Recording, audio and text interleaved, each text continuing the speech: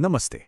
Indian SUV market में एक icon की वापसी हो रही है। जी हां, रेनो डस्टर वापस आ रही है और इस बार वो एक ऐसे कंपटीशन में उतर रही है जहां पहले से ही बड़े-बड़े खिलाड़ी मौजूद हैं।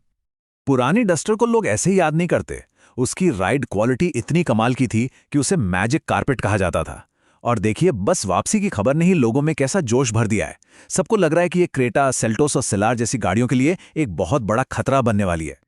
तो 2022 में बंद होने के बाद ये लेजेंड तो वापस आ गया है। पर सबसे बड़ा सवाल ये है कि क्या नई डस्टर आज के इस मॉडर्न और टेक्नोलॉजी से भरे कंपटीशन के लिए तैयार है? चलिए इसी सवाल का जवाब ढूंढते हैं। आज हम इसे 5 हिस्सों में समझेंगे।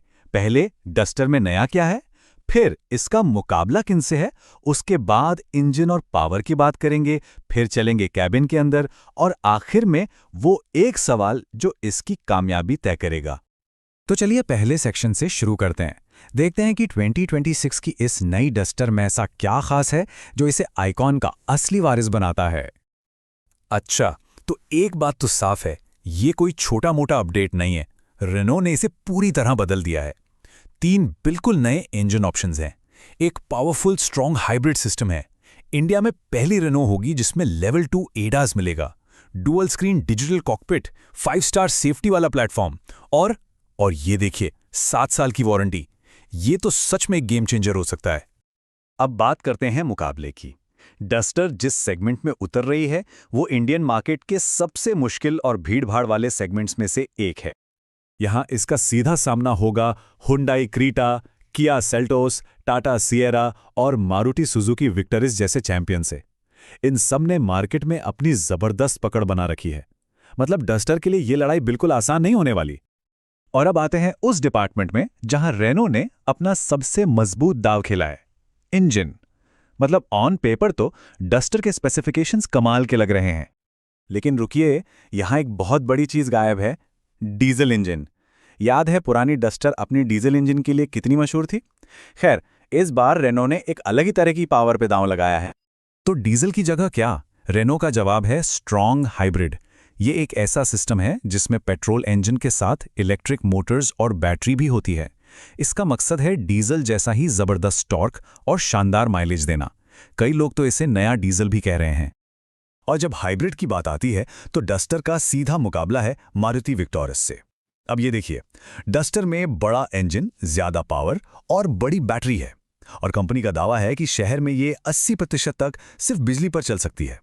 वहीं दूसरी तरफ है विक्टोरिस जो लगभग 29 किलोमीटर प्रति लीटर की माइलेज की किंग है। तो यहां चॉइस साफ है, पावर या फिर प्योर माइलेज। टर्बो पेट्रोल में भी डस्टर किसी से कम नहीं। 163 हॉर्स पावर और 280 न्यूटन मीटर टॉर्क के साथ ये किया सेल्टोस और ह्यूंडई क्रेटा को नंबर्स के मामले में सीधे सीधे पीछे छोड़ रही है। तो पावर के मामले में तो रेनॉल्ट ने कोई कसर नहीं छोड़ी है। इंजन की बातें तो बहुत हो गईं, पर आजकल गाड़ी सिर्फ इंजन से नहीं बल्कि कैबिन के अंदर के फीचर्स और आराम से भी बिकती है। तो चलिए अंदर चलकर देखते हैं कि क्या डस्टर यहां भी उतनी ही दमदार है। और जवाब है हाँ, बिल्कुल। नई डस्टर फीचर से लबालब भरी हुई है। 10.1 इंच की बड़ी screen, digital driver display, ADAS level 2, wireless Android auto और एप्पल कारप्ले, वेंटिलेटेड सीटें, पैनोरामिक सनरूफ, 360 डिग्री कैमरा। मतलब वो सब कुछ है जो इसे आज के कंपटीशन में मजबूती से खड़ा करता है। अगर हम इसे बाकियों से कंपेयर करें तो कुछ मजेदार चीजें दिखती हैं। ऑडियो सिस्टम में सबके पास अपना अपना तुरुप इक्का है। सेल्टोस में बोस तो सिएरा में JBL।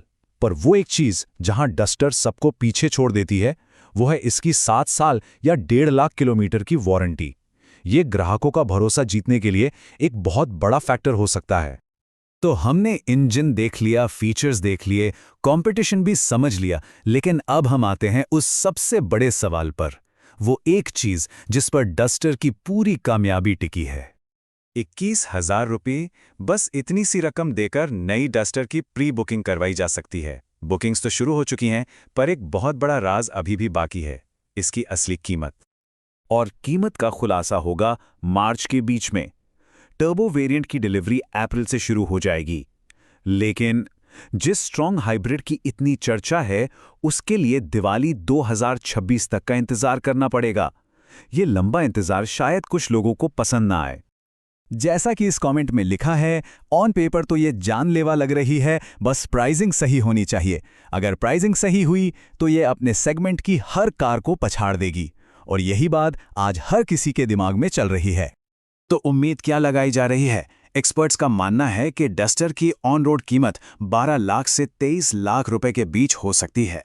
ये इसे सीधे सीधे मारुति विक्टोरियस के मुकाबले में खड़ा कर देती है। मतलब खरीदार के लिए फैसला बहुत दिलचस्प होने वाला है। तो आखिरी सवाल यही है, डस्टर के पास एक लेजेंडरी नाम है, जबरदस्त स्पेसिफिकेशंस हैं, लेकिन क्या रेनो सही कीमत के साथ वापसी करके अपना खोया हुआ ताज वापस हासिल कर पाएगी? इसका जवाब हमें बहुत जल्द मिलने वाला है।